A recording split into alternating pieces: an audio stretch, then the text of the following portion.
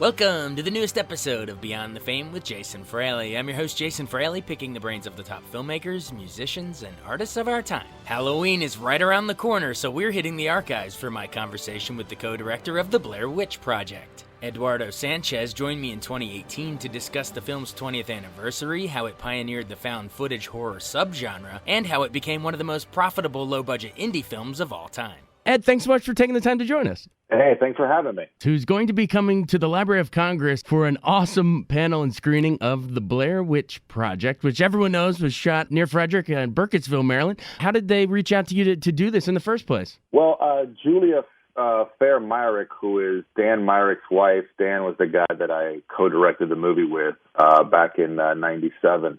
And she reached out to, all the Blair Witch guys and was like, hey, my father got something has something going with the Library of Congress. They want to come out, you guys to come out. So I was able to come out, and Mike Manello, one of the producers of the film, was able to come out, is going to come out. And then Julia will be there.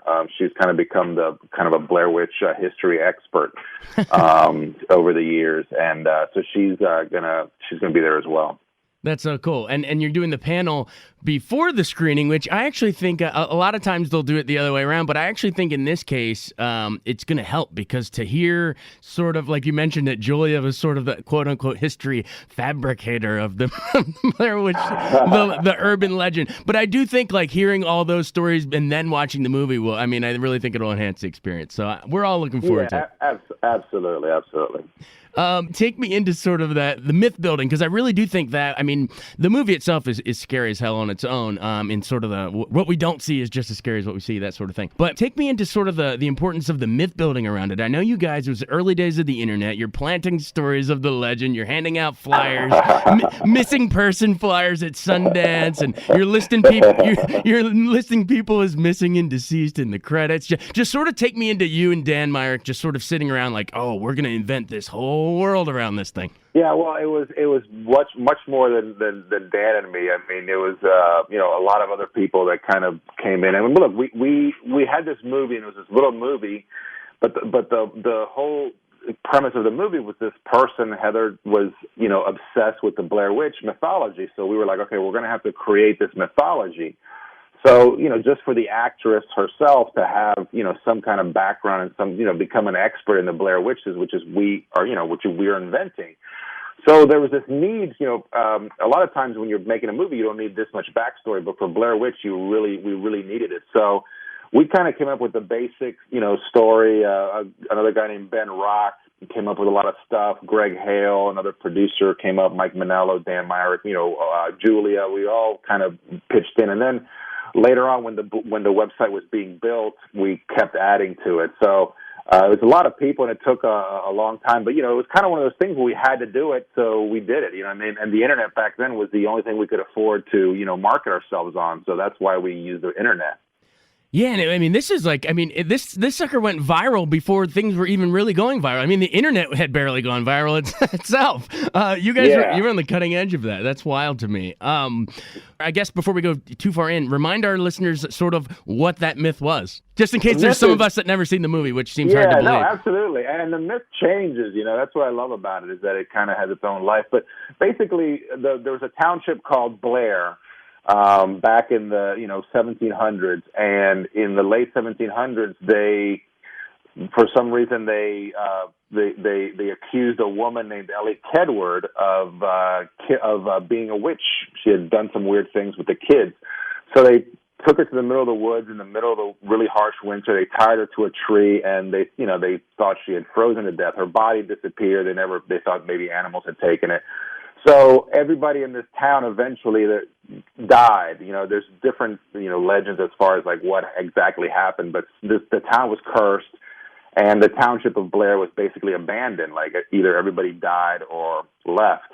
And then the town of Burkittsville was built on the site of Blair. Of course, that's not true. Burkittsville is an actual town, but it wasn't built on this town.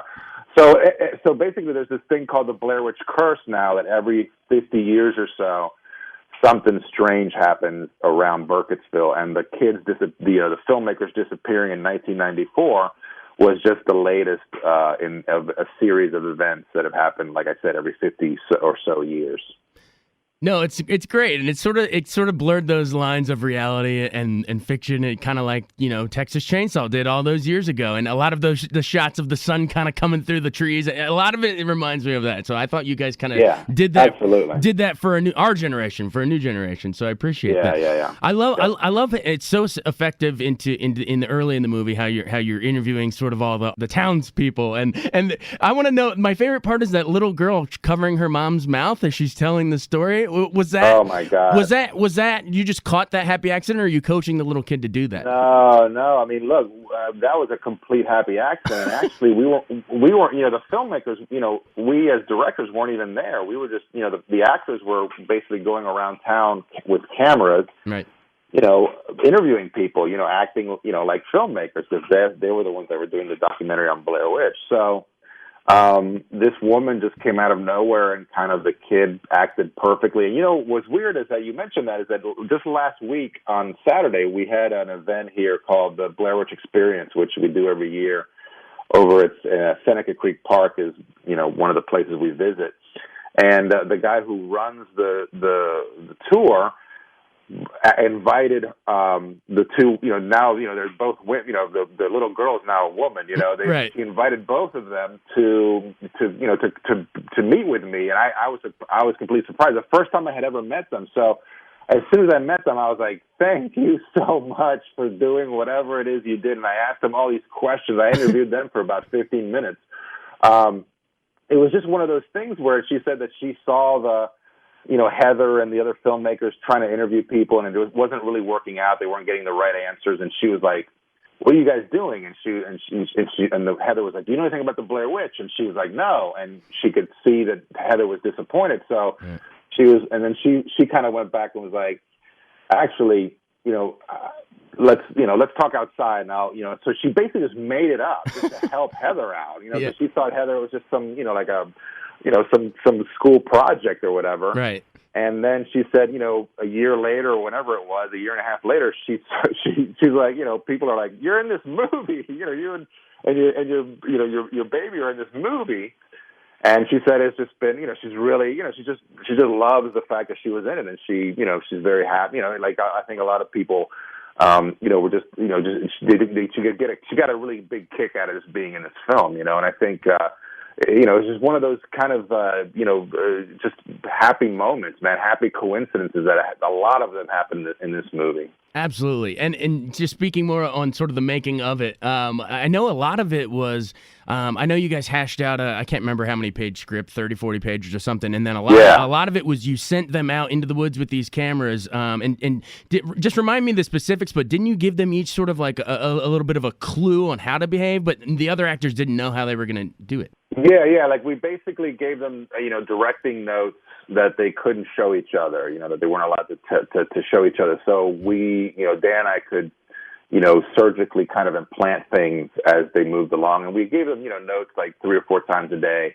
And then, and in the notes, not only was like character stuff, but it was also logistical stuff of like, okay, you got to get to waypoint 3 by this time. And they had GPSs. They had, they had all this technology that to get them to to kind of navigate their way through the park. But yeah, it was very much just kind of, they were out there by themselves most of the time. They spent the night out there, and we would just basically go out and set everything up for them. And we played the Blair Witch, like we did all the noises at night and all that stuff.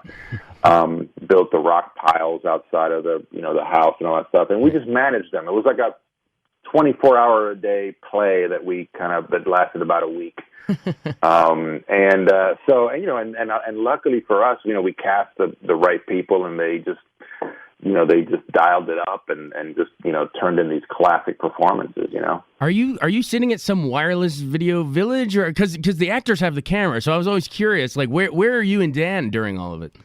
We're at a lot of times we're just most of the time we're just somewhere else. Now a lot of times we're like at Chi-Chi's eating and stuff. Chi-Chi's. I don't even think that's there in Frederick anymore. Remember Chi-Chi? Was that on the Golden Mile? On the Golden Mile? No, but yeah, there was one on the Golden Mile. Yeah. I think this one was the one in Rockville that we used to go to. Wow, or actually, no, there was. Yeah. Anyway, but it was just funny because sometimes we, literally, like we would look at each other and go, the actors are shooting our film right now. We're sitting here eating, but so it was very much like, get everything ready for them and then just eat or whatever when you could. But it was a really hectic schedule, and we actually did not have many times of relaxation because they were out there 24 hours a day. So we had to be ready to, we had to basically be ahead of them all the time. So it was a very hectic schedule, but it was a lot of fun. And it was one of these things that, we knew we were doing something special, at least production-wise. Like we knew man, people do not make movies like this, So it was kind of a cool thing for us to kind of go through, and it was very much an experiment that just happened to work.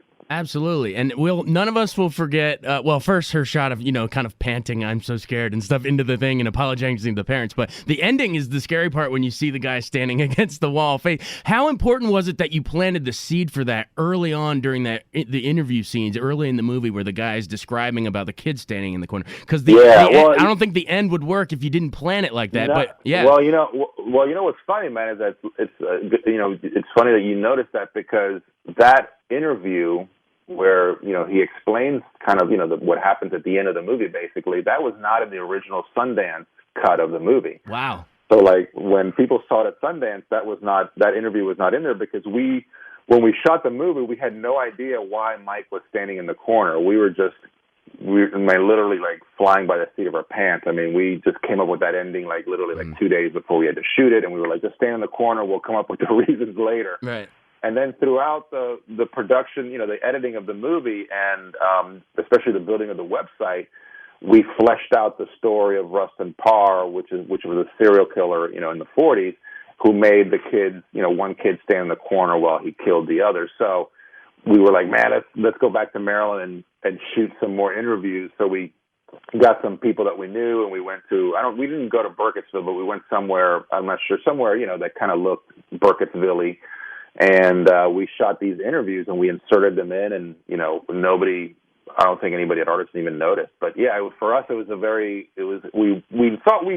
that not many people were going to make the connection, but we were like, man, if people make the connection, that's going to be a real scary point for them, Oh, it's a really subtle plant early on that it just kind of washes over us. We don't really even take it in, but it's sitting there subconsciously when we come up on the end, and it makes it much more powerful. So that's wild. It wasn't in there originally.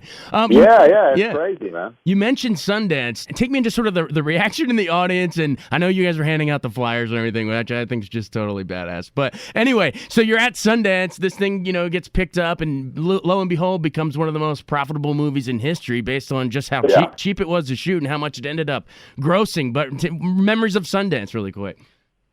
Look, it was really cold, and it was just kind of it was a crazy ride, but it was very much like, it was very stressful until we sold the movie. And then once we sold the movie, even though we had a lot of work, there was a lot of press and, a lot of other things to do, at least the relief of like, holy crap, we sold the movie, because we had never sold a movie before. So it was very much like a big thing, like, holy crap, we sold a movie at Sundance. So it was like this relief for us of many years of like, just a lot of just crazy work and just being broke for a lot of, I've been broke. I had been broke until that moment, really. And I was still broke at Sundance, because they didn't pay us until much later. But right. we were really broke, man. Like we were like, they were like cutting off our, electricity and stuff. That's how broke we were, So it was just this relief of like buying it, and then just the ride of like, being this really, the film was really hyped up and people were loving it, and all the screens were sold out, and then they added a screening, and I met Roger Ebert, and he shook my hand, and he had like a little bit of mayonnaise on his hand, and And I loved it. It was Roger Ebert. It's one of my heroes. And I think he gave it 4 stars. Yeah, no, he loved it. I mean, Yeah. he actually interviewed us later at Cannes, later in that year, and he loved it. And he was just like this film geek, this film fan and he loved the story. Like, he loved the story of us coming out of nowhere from Maryland and making this movie for nothing, and just this kind of experiment. And he loved it. I think and I think a lot of people, it inspires people. That just kind of everyday people can kind of go out and make something that kind of has this kind of almost like it was definitely kind of a worldwide thing, man. I realized that later when traveling to China and stuff. It's just people had their Blair Witch stories, and it was just kind of a crazy thing, So Sundance was just the beginning of kind of the public, barrage of morality, which became, like the cover of Time magazine, the cover of Newsweek, and, it just being, on every show, and, just the media kind of frenzy that happened, in our lives because of that movie. Sundance was kind of the tip of the iceberg, really. Yeah. All right. Well, now that we're, step back for, 20,000 feet, we're about, 2 decades after this all, changed your life forever. What do you and Dan sort of take a deep pride in sort of pioneering that whole found footage movement that took off? We wouldn't have the Paranormal Activities and VHS and Rec and all that. Well, you even did a slice of VHS too. And I may or may not have been a body double for a zombie in, but, but just, talk about sort of that movement itself, and do you take pride that you were kind of on the ground floor of it?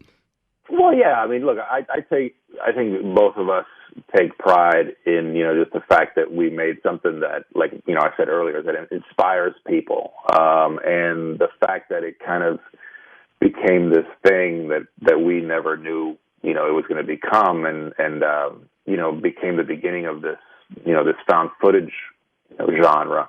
Which, I think is there's good found footage movies and there's bad found footage movies, just like every other, genre or subgenre of movie, Right. So, yeah, I mean, and I think it's something that, we're definitely, I just did an interview a couple of minutes ago and before this, and the guy was asking, can I ask you some Blair Witch questions? I'm like, of course you can ask me Blair Witch questions. He's like, you're not sick of it? I'm like, as long as people want to talk to me about Blair Witch, I will talk about it. I would never be sick of it. So for me, just to be in that position where 20 years later, you're still interested and other people are still interested. People, we're doing this thing at the Library of Congress. Like, people are still interested in this movie that we never thought, anybody other than our parents and our friends were going to see.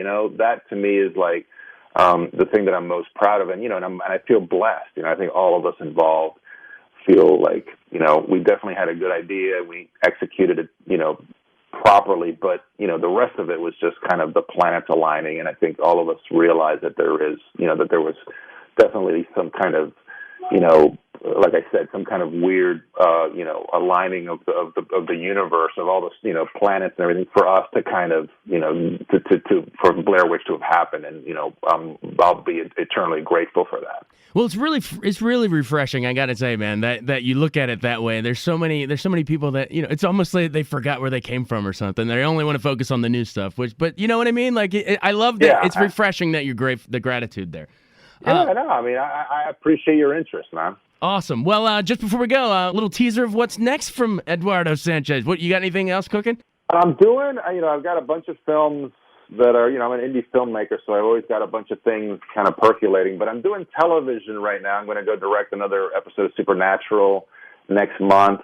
And then an episode of that I directed of Lucifer on Fox airs this month. I'm not sure what date, but actually it airs in November. But we're doing the TV thing now, man.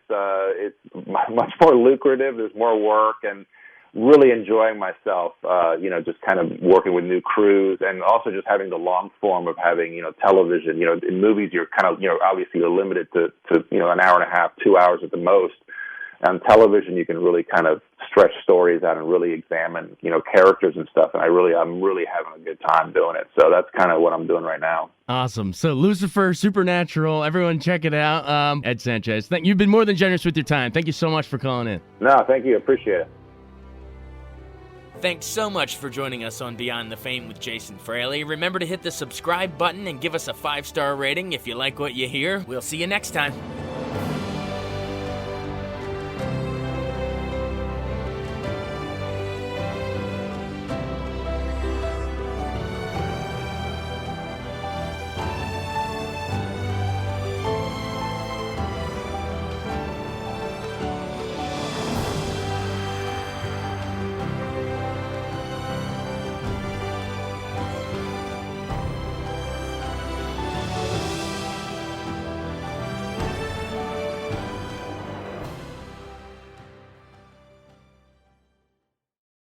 I wanted to take a second to tell you about an app I really enjoy. Living in the DC area is great, and Podcast DC gathers all of the local shows that I like all in one local app. Health, sports, local news, politics, and so much more. Podcast DC is the new local app with hundreds of DC area podcasts to choose from. I can earn exciting rewards just for listening and share the podcasts I love instantly. Available in the App Store or in Google Play, listen local with Podcast DC.